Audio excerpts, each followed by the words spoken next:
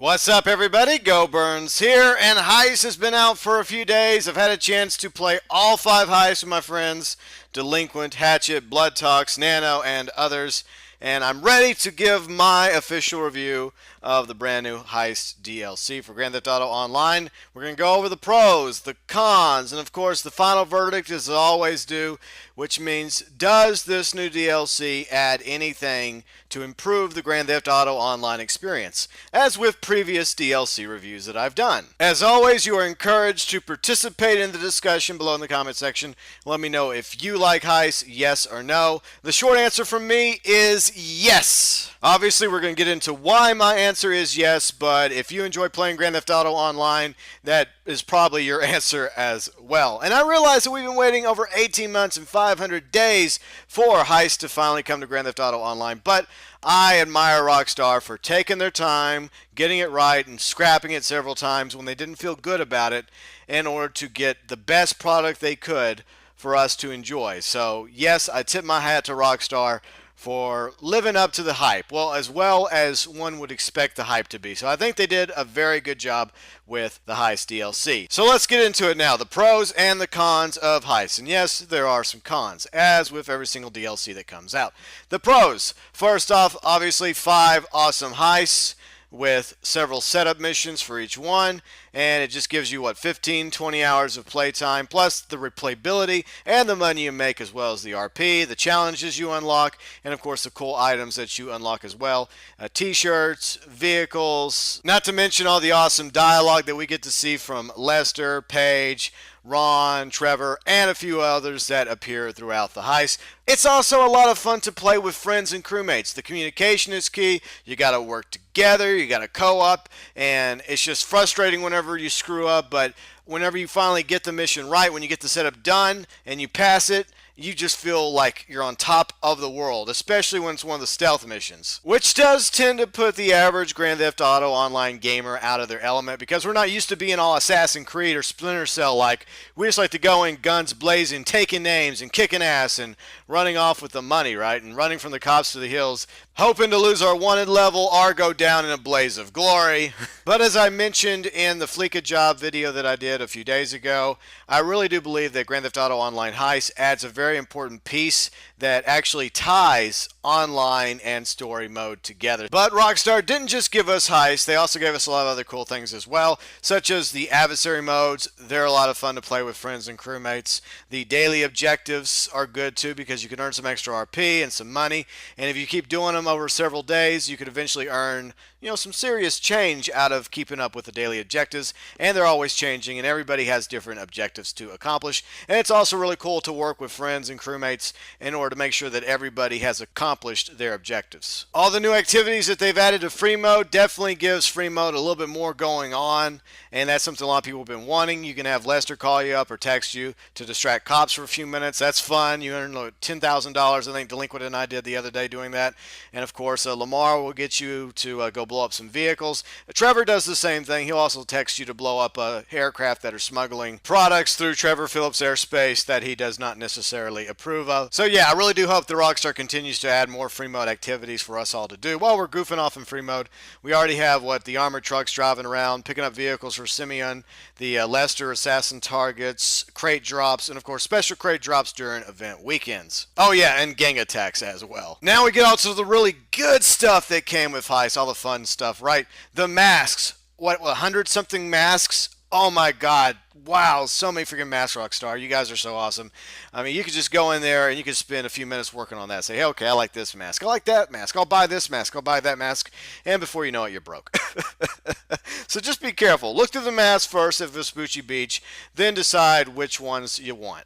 Don't just go in buying before you know it.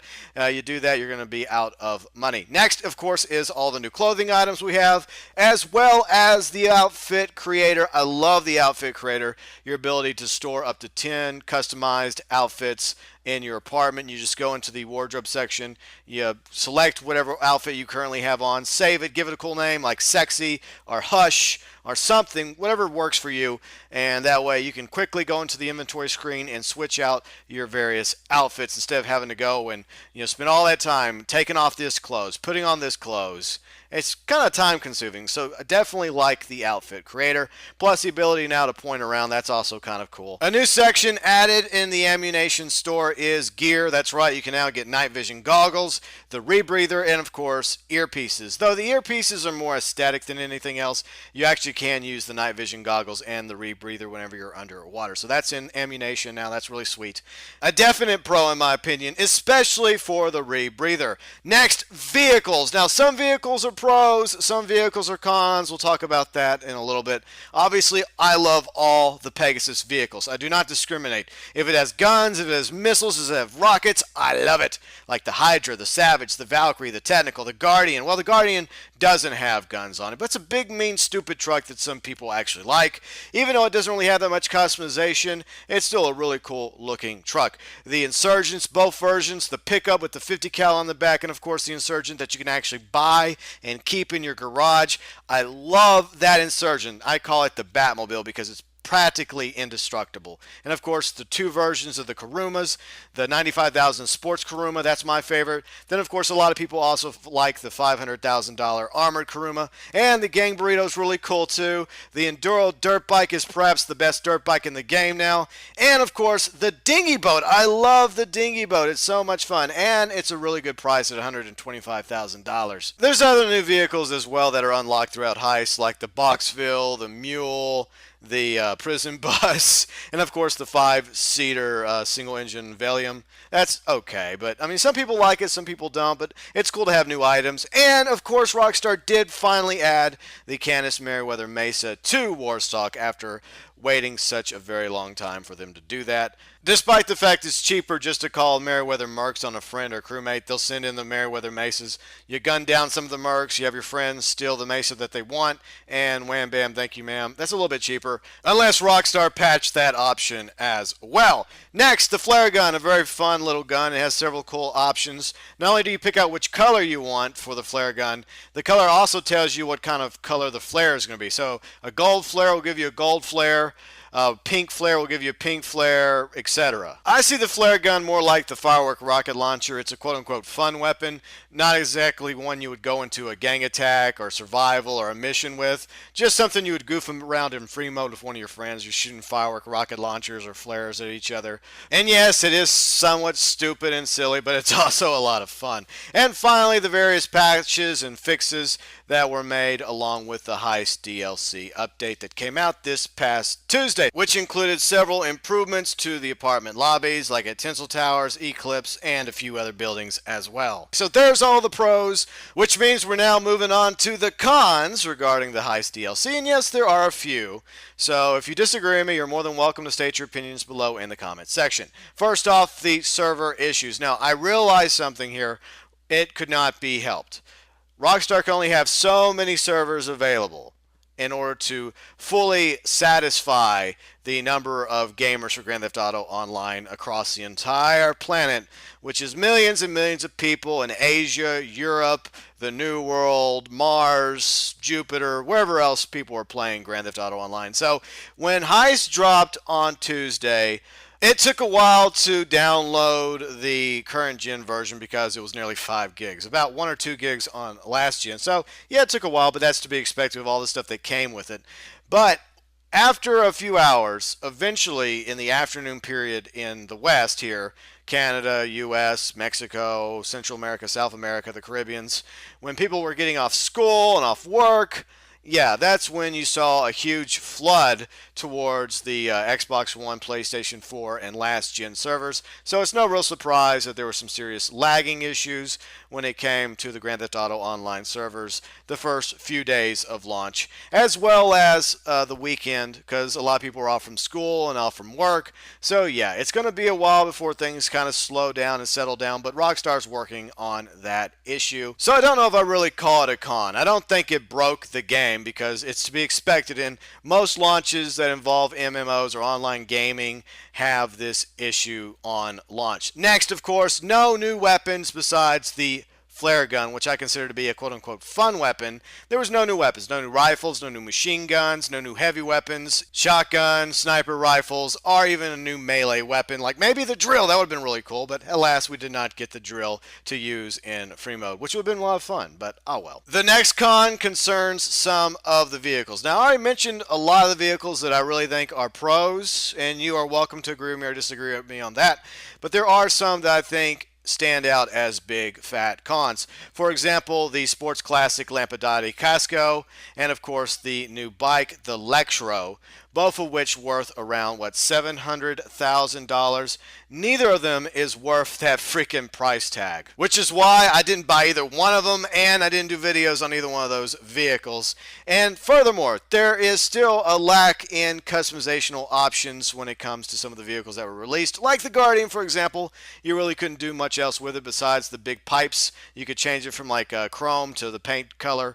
This seems to be an ongoing issue that I've noticed with each past DLC when new vehicles are rolled out, that they bring out a new vehicle, yet you take it to the custom shop to get some mods on it, and nothing. Like with the Enduro, a really cool dirt bike, but all you can do is switch between two different exhausts. Then, of course, with the LTS, I mean, the motorcycles, you couldn't do anything with those. With that sports car, the Furor GT, the facts are, when you buy a new car from one of the websites, you want to be able to take it into Los Santos Customs and have several options like bumpers, exhausts, spoilers, etc. When you don't have various options to customize your vehicle, your ride, your whip, gamers feel less inclined to buy vehicles that limit what you can do with it when it comes to modding in Los Santos Customs. Now, my next con is also still on topic regarding vehicles in Grand Theft Auto Online. So, Rockstar has continued to add more so-called rare vehicles to the Southern San Andreas website. And a lot of these vehicles are vehicles that you could just go and find yourself. And that should be part of the fun of Grand Theft Auto Online. If you want a Nemesis or a Bagger or a Bobcat or any other vehicle like a Phoenix that's driving around, you should go on the hunt for it throughout Los Santos and Blaine County, all over the map, until eventually you find the car that you so desire. That way, once you find that Phoenix, once you find that Bobcat or that Bison or that Bagger, whatever ride you're looking for, you jack it off an NPC, you quickly drive it to Los Santos Customs, then to your garage, you store it, and you feel a sense of pride and accomplishment for finding this vehicle that you've been looking for a few days or a few weeks, or in some cases, a few months. Plus, it's one more fun thing you and friends and crewmates can do in free mode as well. If someone's looking for a specific car, everybody scatters throughout the map and goes on a hunt. But at the same time, I do understand that some of these vehicles are very hard to find, and I get the convenience of having them up on the Southern San Andreas website. The problem is that site's just starting to look a little cluttered, a little crowded.